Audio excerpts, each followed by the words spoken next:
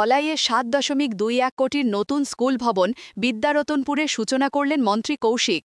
বরাক উপত্যকা উন্নয়ন বিভাগের মন্ত্রী কৌশিক রায় ধলাইয়ের বিদ্যারতনপুরে দীনেশ দেব পাবলিক হাই স্কুলের নতুন ভবন নির্মাণ কাজের সূচনা করলেন আজ। প্রাইভেট স্কুলের সমতুল্য সরকারি স্কুলের ইনফ্রাস্ট্রাকচারকে পরিকাঠামোকে তৈরি করে দেওয়া যায় সেই লক্ষ্য নিয়ে মাননীয় মুখ্যমন্ত্রী মহাশয় গত 4 বছর থেকে উনি চেষ্টা করে যাচ্ছেন যে আসামের বিভিন্ন বিধানসভায় যাতে আমরা নতুন নতুন স্কুল আমরা নির্মাণ করতে পারি। এই প্রকল্পে খরচ হবে 7,21,00,000 টাকা। তহবিল RIDF।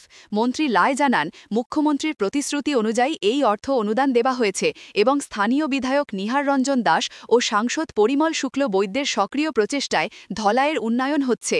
তিনি মুখ্যমন্ত্রী হিমন্ত বিশ্ব শর্মার নেতৃত্বে রাজ্যের সার্বিক উন্নয়নেরও প্রশংসা করেন। প্রত্যেকটা স্কুলের জন্য 7 কোটি থেকে 8 কোটি টাকা ব্যয় করে নতুন ভবন, নতুন সুন্দর ভবন পুরো ব্যবস্থা দিয়ে সেটাকে নির্মাণ করার পরিকল্পনা হয়েছে। আর আজকের দিনে ঠিক সেভাবে আমাদের দীনেশ দেব পাবলিক হাই স্কুলের এই কাজের আমরা আরম্ভ করেছি। বিধায়ক নিহার রঞ্জন দাস মুখ্যমন্ত্রীকে ধন্যবাদ জানান এবং মন্ত্রী কৌশিক রায়ের কাজের প্রশংসা করেন।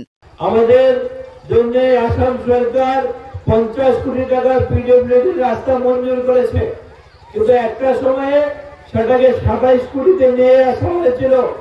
আমি তখন মাননীয় মন্ত্রী কৌশিক রায়কে সঙ্গে নিয়ে মাননীয় মুখ্যমন্ত্রীর সঙ্গে কথা বলেছি, উনি আমাকে সহযোগিতা করেছেন, এটা আবার 50 কোটিতে পৌঁছেছে।